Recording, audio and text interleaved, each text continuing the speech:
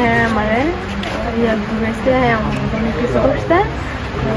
হ্যাঁ রাইতে 11টা বাজে হ্যাঁ বাড়ির লঞ্চে আনার পর আমি শিক্ষা করতেছি হ্যাঁ মার ধুয়া যায় না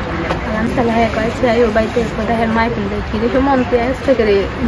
দুয়ার দিয়ে মামু আয় কয় কামু আমি তো একটা বিপদে পড়ে গেছি যা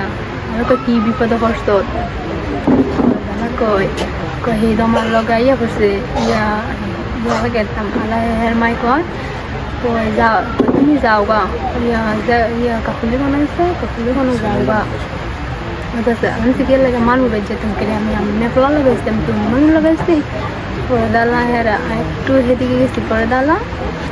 সেদিকে গেছি পরে দালা সেটাকে তোর কি লাগে রে হ্যাঁ বউ লাগে পরে দা একটু সেদিকে গেছে মিশন করে তাকিরে সবাই দূরছে দূরে হতেছে হ্যাঁ কয় কিরে তোর কি লাগে হ্যাঁ কয় আমি বলে হ্যাঁ বউ লাগে আমি শুনি তো পরে দাদা এটা বুঝছি এটা করার পরে দাদা হতেছে আমার তো শিক্ষাও আমি সুপে আসছি পরে দাদা হ্যাঁ মার সমনের সাথে সম্পর্ক কি শারীরিক সম্পর্ক হ্যাঁ শারীরিক সম্পর্ক এমনিতে কি প্রেমের সম্পর্ক স্বামী স্ত্রী সম্পর্ক না প্রেমের সম্পর্ক কতদিন যাবত 7.5 মাস ধরে 7.5 মাস পরিচয় কিভাবে ইমুতে অনলাইনে হ্যাঁ অনলাইনে রিমুতে ছেলের নাম কি সুমন এমনি কি তোমাদের বিয়ে হয়েছে না তোমাদের এমনিতে কি তাইলে এই যেটা বলছো শারীরিক সম্পর্ক হয়েছে কয়বার 2বার তোমারা কোথায় কোথায় ঘুরতে নিয়ে গেছে মন্দির অনেকখানি লেগে গেছে আর এই যে এখানে তোমাকে নিয়ে আসছে কি সমনি সেটা কবে নিয়ে আসছে রাত 12টা বাজে 12টা বাজে কোথায় থেকে আসছিল আমার নানি বাড়িতে মানে এমনিতে আসছিল কোথায় গেছিলে কোথায় পরে কোথা থেকে নিয়ে আসছে আমার নানি বাড়ি গেছিলাম আমি এরকম দিয়ে বলতালা আচ্ছা তুমি এখন কি চাও বলো আমি হাতে বিয়ে বুম তাকে বিয়ে করতে চাও তাহলে গার্জিয়ান কি বলে যেতাম না হ্যাঁ গার্জিয়ান যেতাম না তোমার গার্জিয়ান কি বলে সেটা বলো আমার গার্জিয়ান এনে চাই বিয়ে দিত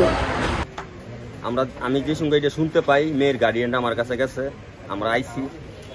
আসার পর বসার পর